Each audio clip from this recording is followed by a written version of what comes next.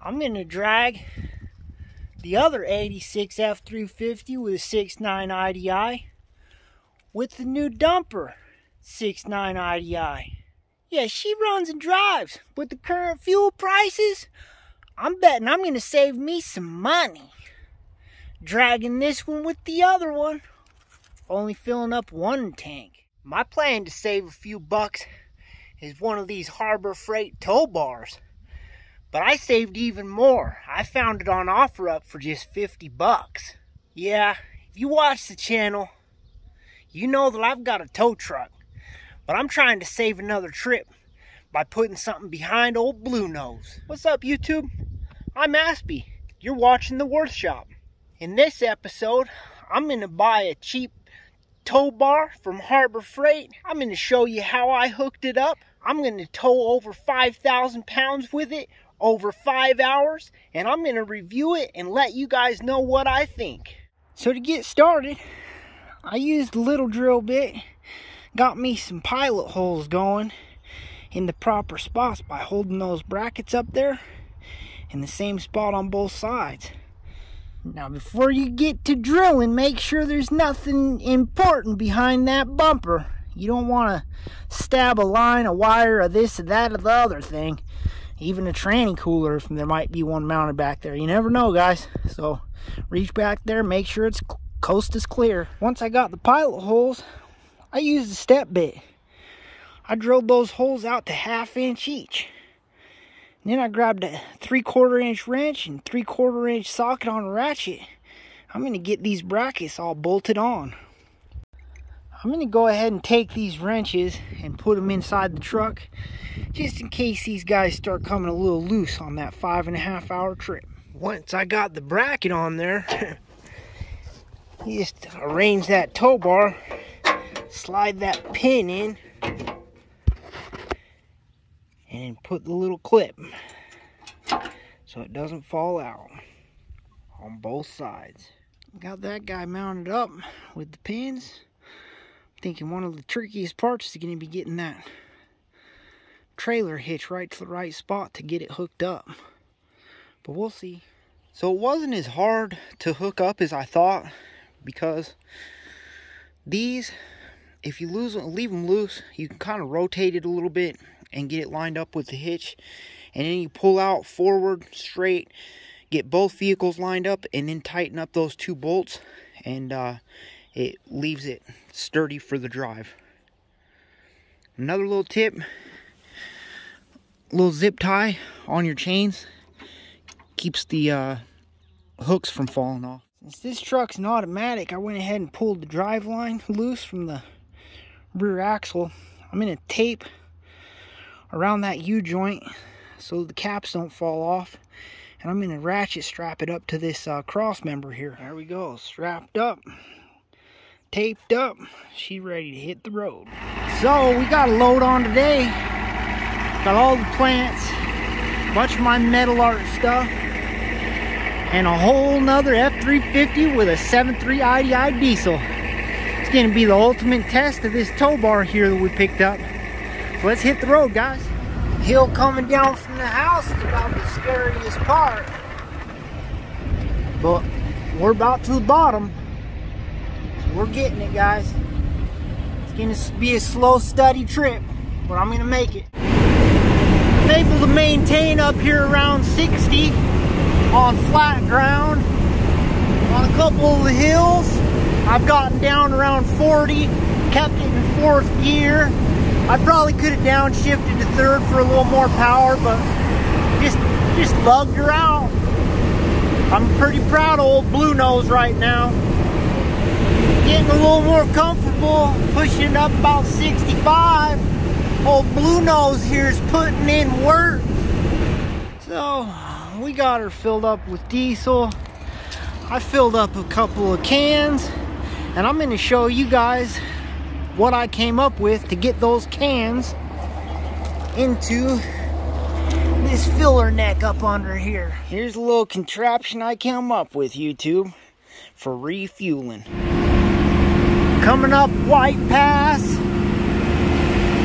2nd gear, pegged out. She's Still going though. Couldn't maintain third, but it's a lot of weight on her. And you gotta realize we got 6 more tires, not just the weight, worth of resistance and drag. So we're getting it though. You hear that fan whirling up, but it shuts off too, so I know when I'm not overheating, but it does kind of suck. My temp gauge does not work. But looks like we're at the crest up here, White Pass. So I think we're home free at this point, because it's going to be downhill and then flat from here. And this was the hardest part of the trip, guys. So success, I'm pretty sure. Knock on some plastic.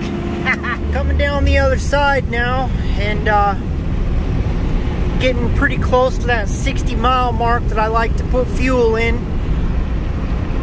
So I'm probably going to be finding a place to pull over, and I'll show you guys my little contraption for getting fuel out of the gas can and into the truck. So I've got a little fuel pump, little hose going all the way down to the bottom of the can, and a hose going into there, and a wire going to the cigarette plug. So she's going to go ahead and get that plugged in.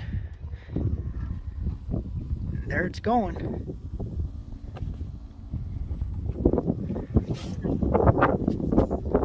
So let's see here. Oh yeah, she's going, guys.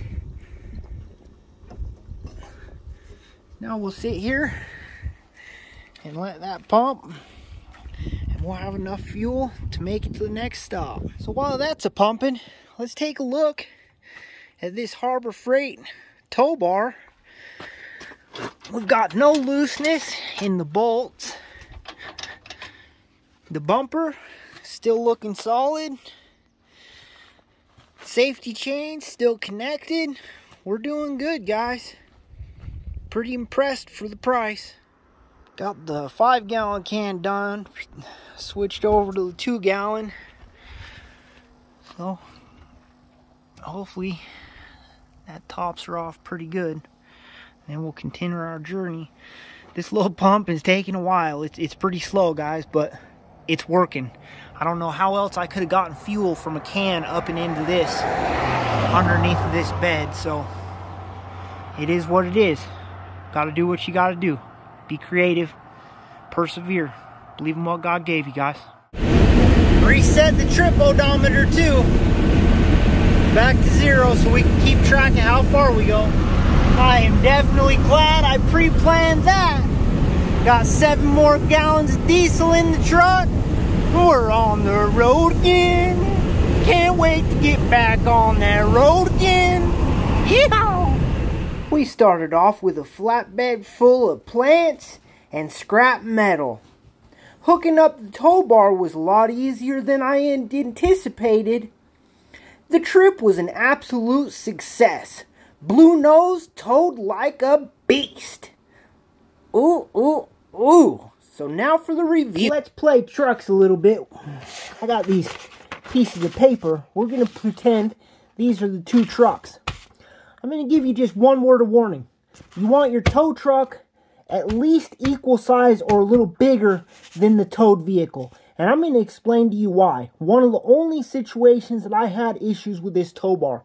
Coming down a hill, you've got the weight of this vehicle on the back, and it likes to push and kind of try to jackknife that vehicle in the front. So you want to make sure that that vehicle in the front's got enough weight that that one in the back can't just push it around and make you jackknife and cause you a wreck. Do I think it was worth the money? Absolutely. Would I purchase it again? Absolutely. To drive this truck over 5 hours, I would have spent probably another $200–300 in fuel. A U-Haul tow dolly, which I don't even think is big enough to fit one of these, those rentals are about $60, $80, depending on how far you go. Well, you can get one of these from Harbor Freight for $80, guys. I found this one used On OfferUp, I only spent $50. It was totally worth the investment. It's plenty strong to tow most anything. It's easy to connect to a vehicle. Fuel, once you burn it, you're out of it. A tow dolly, if you rent it, you got to take it back. You buy one of these and you've got it for the future. You can use it again. You can use it over and over and over. It's going to pay for itself, I guarantee it. Alrighty guys, hope you enjoyed this video. Hope you found it helpful. Hit that thumbs up if you enjoyed it. Subscribe for future content. Me building, fixing, creating, encouraging you guys to do the same. Till next time, believe in what God gave you. Take on some projects. Keep building shit.